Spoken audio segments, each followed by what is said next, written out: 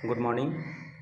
Class 9th के लिए नात्सीवाद और हिटलर का उदय, इस टॉपिक के इस वीडियो में आज हम लोग जो हैं लोकतंत्र का ध्वंस और उसके बाद नात्सीवादी तरीके से जर्मनी का पुनर्निर्माण, इस दो टॉपिक पर हम लोग चर्चा करेंगे। जैसा कि आप लोग जान चुके हैं कि 1933 के चुनाव में हिटलर को 37% वोट मिला और वह जर्मनी का सबसे बड़ा पार्टी बन करके उभर करके सामने आया। और सबसे बड़ी पार्टी बनने के कारण जर्मनी के जो राष्ट्रपति थे हिडेनबर्ग, उन्होंने हिटलर को सरकार बनाने के लिए आमंत्रित किया। यानी कि प्रधानमंत्री का पद जो होता है, जिसको कि जर्मनी में चांसलर कहा जाता था, इस चांसलर के पद के लिए उनको आमंत्रित किया गया, जो कि मंत्रिमंडल का सबसे शक्तिशाली पद होता है। इस प्रकार से चुनाव और लोकतंत्र के माध्यम से हिटलर ने जर्मनी की सत्ता प्राप्त कर ली।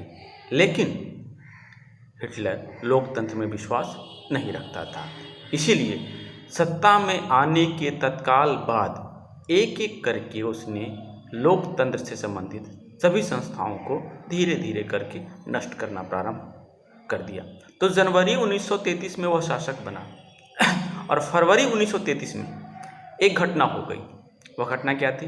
जर्मनी की संसद राइख्सटैग में आग लग जाना। पूरी संसद बुरी तरीके से जल के नष्ट हो गई और इस अग्निकांड, संसद अग्निकांड का लाभ उठाते हुए उसने फायर डिक्री यानी कि अग्नि अध्यादेश लागू कर दिया। और इस अग्नि अध्यादेश के द्वारा एक तरीके से उसने जर्मनी में इमरजेंसी यानी कि आपातकाल की स्थिति लागू कर दी। जर्मनी में अभिव्यक्ति की स्वतंत्रता छीन ली गई, प्रेस और सभा करने की स्वतंत्रता समाप्त हो गई। नागरिकों के जो फंडामेंटल राइट्स थे वह अनिश्चित काल के लिए समाप्त कर दिए गए। इवन ये सभी अधिकार कहा जाए तो वाइमर गणराज्य में इनको महत्वपूर्ण अधिकार प्राप्त था, क्योंकि वाइमर लोकतांत्रिक व्यवस्था पर आधारित सरकार थी। तो इस तरीके से संपूर्ण शक्ति पर उसने अपना अधिकार किया और अपना कब्जा करने के पश्चात जो नात्सियों के सबसे बड़े शत्रु थे कम्युनिस्ट, आपको हमने बताया था कि जर्मनी में रूस के तर्ज पे स्पार्टकिस्ट लीग का गठन हुआ था, जो साम्यवादियों का दल था। उसने अपने कट्टर दुश्मन शत्रु जो थे कम्युनिस्ट, उनके ऊपर हमला कर दिया। हजारों की संख्या में, लाखों की संख्या में कम्युनिस्टों को गिरफ्तार किया गया और गिरफ्तार करके उनको कंसंट्रेशन कैंप में बंद करके उनकी हत्या कर दी गई। ये कंसंट्रेशन कैंप को हिंदी में यातना गृह कहते हैं, यानी कि जहाँ पर लोगों को कैद करके रखा जाता था और उनकी हत्या कर दी जाती थी। तो अपनी शक्ति को मजबूत करने के लिए केवल कम्युनिस्ट नहीं, लगभग 52 तरह के सामाजिक समूहों को हिटलर ने नष्ट किया। उद्देश्य वही था कि कोई भी नात्सी समाज का विद्रोह नहीं कर सके। तो ये फरवरी 1933 की घटना थी। उसके कुछ दिनों के बाद यानी अगले महीने 3 मार्च 1933 ईस्वी को जब हिटलर ने इनेबलिंग एक्ट यानी कि विशेषाधिकार अधिनियम को लागू किया। और इस विशेषाधिकार नियम के तहत जर्मनी की संसदीय, चूँकि संसद में आग लग चुकी थी, इसलिए संसद को निलंबित कर दिया गया और इसके जगह पे ऑर्डिनेंस यानी कि अध्यादेश के माध्यम से शासन करने का निरंकुश अधिकार उसने प्राप्त कर लिया। देखिए, अध्यादेश जो होता है कि संसद की अनुपस्थिति में राष्ट्रपति के द्वारा जो आदेश जारी किए जाते हैं कानून बनाने के लिए, उन आदेशों को अध्यादेश कहा जाता है। तो इस प्रकार से अध्यादेश के माध्यम से शासन प्रारंभ हो गया। और इस कानून के द्वारा, ऑर्डिनेंस के माध्यम से उसने क्या क्या किया? नात्सी पार्टी के अलावा जितने भी राजनीतिक पार्टियां थे, मजदूरों का, श्रमिकों का जितने भी संगठन थे, यूनियन थे, सभी को प्रतिबंधित कर दिया गया। जर्मनी की अर्थव्यवस्था पर, मीडिया पर, सेना पर, न्यायपालिका पर पूरे तरीके से हिटलर का अधिकार हो गया। तो इस तरीके से एक एक करके सभी संस्थाओं पर हिटलर ने अपना अधिकार स्थापित कर लिया। और इसके बाद जर्मनी की समाज यानी जर्मनी की जनता को, संघ को अपने नियंत्रित करने के लिए उसने कुछ विशेष निगरानी समूह और पुलिस बल का गठन किया।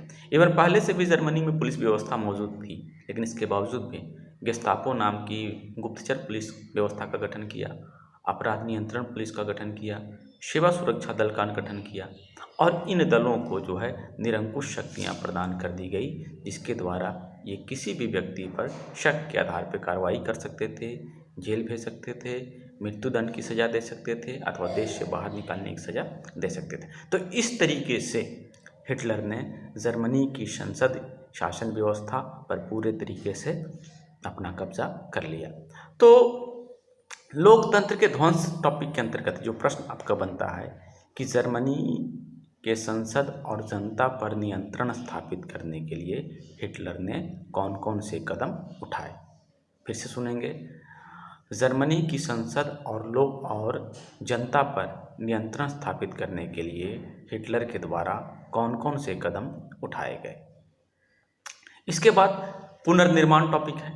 तो जब जर्मनी के शासन पर हिटलर का पूरे तरीके से अधिकार हो गया, उसके बाद हिटलर ने नात्सी पार्टी के सिद्धांतों के अनुसार जर्मनी का पुनर्निर्माण प्रारंभ किया। जर्मनी की अर्थव्यवस्था को संभालने की जिम्मेदारी उसने जर्मनी के प्रख्यात अर्थशास्त्री हाल्मरशॉफ्ट या फिर कहा जाए जो उसका वित्त मंत्री था उसको दिया गया। और हाल्मरशॉफ्ट ने जर्मनी की अर्थव्यवस्था को सुधारने के लिए जो योजना बनाई थी वह था सरकारी खर्च पर अर्थव्यवस्था में सुधार करना। इस प्रकार से सुधार किया जाए कि लोगों को रोजगार मिले, लोग जर्मनी का उत्पादन बढ़े। तो रोजगार संवर्धन कार्यक्रम हाल्मरशॉफ्ट के द्वारा जर्मनी में प्रारंभ किया गया। उद्देश्य क्या था? 100% प्रोडक्शन एंड 100% एम्प्लॉयमेंट।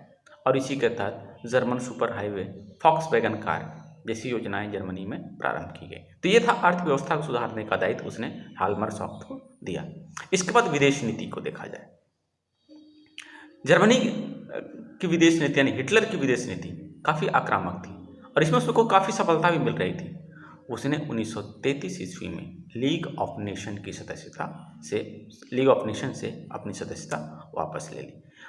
एक्चुअली प्रथम विश्व युद्ध के समाप्ति के पश्चात एक इंटरनेशनल संस्था का गठन हुआ था जिसका नाम था लीग ऑफ नेशन, इसको राष्ट्र संघ भी कहते हैं।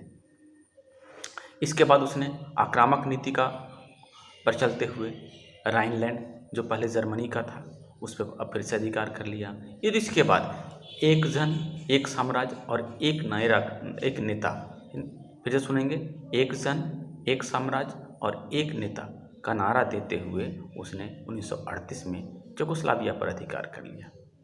इसके बाद चेकोस्लोवाकिया पर कब्जा करने के लिए उसने सुडेटनलैंड पर कब्जा किया और फिर इसके बाद धीरे धीरे करके पूरे चेकोस्लोवाकिया पर अपना अधिकार कर लिया। तो हिटलर इस तरीके से आक्रामक नीति के द्वारा अपने साम्राज्य का विस्तार कर रहा था, अपनी शक्ति को बढ़ा रहा था और उसकी इस नीति को इनडायरेक्टली जर्मनी का भी समर्थन मिल रहा था, ब्रिटेन का समर्थन मिल रहा था। क्यों मिल रहा था? क्योंकि ब्रिटेन की नज़र में ऐसा लगता था कि वर्साई की संधि के द्वारा जर्मनी के साथ गलत व्यवहार हुआ है। परिणाम क्या हुआ?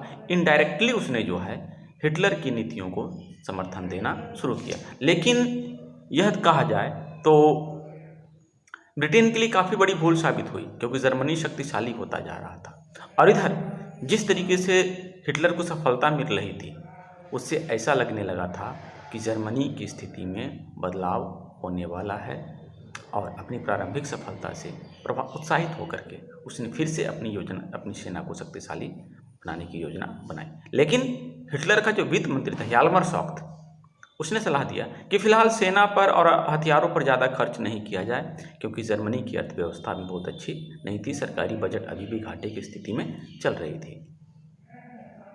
लेकिन हिटलर जो कि नहीं शब्द जिसके डिक्शनरी में था ही नहीं, परिणाम क्या हुआ? उसने हाल्मरशॉफ्ट को वित्त मंत्री के पद से हटा दिया। अब सामने संकट ये था कि जर्मनी की अर्थव्यवस्था को कैसे सुधारा जाए। तो जर्मनी की अर्थव्यवस्था को सुधारने के लिए उसने जो योजना बनाई थी वह था साम्राज्य विस्तार। वास्तव में ये जर्मनी का जो दृष्टिकोण यानी कि ये हिटलर का जो विश्व दृष्टिकोण था उसी में एक शब्द आता है लेबेन्सराउम। ये लेबेन्सराउम का ही पार्ट था। उसका मानना क्या था कि युद्ध से न केवल जर्मनी का साम्राज्य विस्तार होगा बल्कि पराजित देश के संसाधनों पर कब्जा करके जर्मनी का अर्थव्यवस्था में सुधार भी किया जा सकता है। और इसी उद्देश्य को ध्यान में रखते हुए हिटलर ने सितंबर 1939 में पोलैंड के ऊपर आक्रमण किया और इस आक्रमण के साथ द्वितीय विश्व युद्ध की शुरुआत हो गई। क्योंकि पोलैंड मित्र राष्ट्र में फ्रांस और ब्रिटेन के साथ शामिल था। इसलिए जैसे ही हिटलर ने पोलैंड के खिलाफ युद्ध की घोषणा की, ब्रिटेन और फ्रांस ने भी जर्मनी के खिलाफ युद्ध की घोषणा कर दी और सेकेंड वर्ल्ड वॉर प्रारंभ हुआ। इधर हिटलर ने क्या किया, इटली और जापान के साथ त्रिपक्षीय संधि किया और इसके बाद हिटलर यानी जर्मनी, इटली और जापान की संयुक्त सेना और मित्र राष्ट्रों की सेना के बीच में युद्ध प्रारंभ हुआ। शुरुआती दौर में जर्मनी को काफ़ी सफलता मिली। ब्रिटेन और फ्रांस की सेना लगभग पराजित ही हो रही थी। लेकिन इसी समय हिटलर ने एक भयंकर भूल की। वह भूल ये थी कि पश्चिमी मोर्चे पे जब हिटलर की ब्रिटेन और फ्रांस के साथ युद्ध चल रहा था, उसी बीच में उसने रूस पर आक्रमण करने की योजना बनाई। जून 1941 में जर्मनी की सेना ने रूस पर आक्रमण कर दिया, लेकिन रूस की लाल सेना जो काफ़ी शक्तिशाली थी, उसने जर्मनी की सेना को पराजित किया और भागते जर्मनी सेना का पीछा करते हुए जर्मनी की राजधानी बर्लिन तक पहुंच गए। उधर दूसरी तरफ ब्रिटेन की वायुसेना ने, क्योंकि जर्मनी की सेना दो भागों में बट गई थी, इसका लाभ उठाते हुए जब एक सेना पराजित हुई तो सैनिकों का जो मनोबल कम हुआ, उसका लाभ उठाते हुए ब्रिटेन ने पश्चिमी मोर्चे पर जर्मनी की सेना को फिर से पराजित किया। इधर अमेरिका की चर्चा करते हैं। अमेरिका फर्स्ट वर्ल्ड वॉर की स्थिति को देखते हुए और जो आर्थिक मंदी आई थी उससे वह बचना चाहता था, लेकिन जापान ने उसे ज़बरदस्ती द्वितीय विश्व युद्ध में घसीट लिया।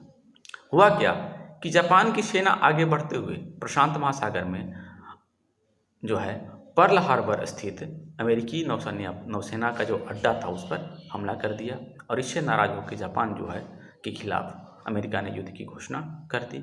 और इसका परिणाम क्या हुआ, मई 1945 में जापान के हिरोशिमा और नागासाकी पर परमाणु बम का हमला किया गया। इसके बाद जापान ने आत्मसमर्पण कर दिया और युद्ध समाप्त हो गया। तो इस युद्ध के समाप्त होने के बाद की घटना आपको ध्यान में होगा, शुरू में हेलमुट की बात हमने आपको बताई थी, जिसका वर्णन शुरू में किया गया। ये उसके बाद की घटना थी, जिसके बाद उसके पिता ने, जो कि नाज़ी थे, उन्होंने आत्महत्या कर ली। तो इस टॉपिक से जो प्रश्न बन सकते हैं, पहला प्रश्न तो ये हमने आपको बता दिया। दूसरा प्रश्न जो यहाँ पर हो सकता है कि जर्मनी के पुनर्निर्माण के लिए हिटलर के द्वारा उठाए गए कदमों की व्याख्या कीजिए। जर्मनी के पुनर्निर्माण के लिए हिटलर के द्वारा उठाए गए कदमों की व्याख्या कीजिए। और एक और क्वेश्चन हो सकता है कि अमेरिका द्वितीय विश्व युद्ध में क्यों शामिल हुआ। शेष टॉपिक हम लोग अगले वीडियो में चर्चा करेंगे।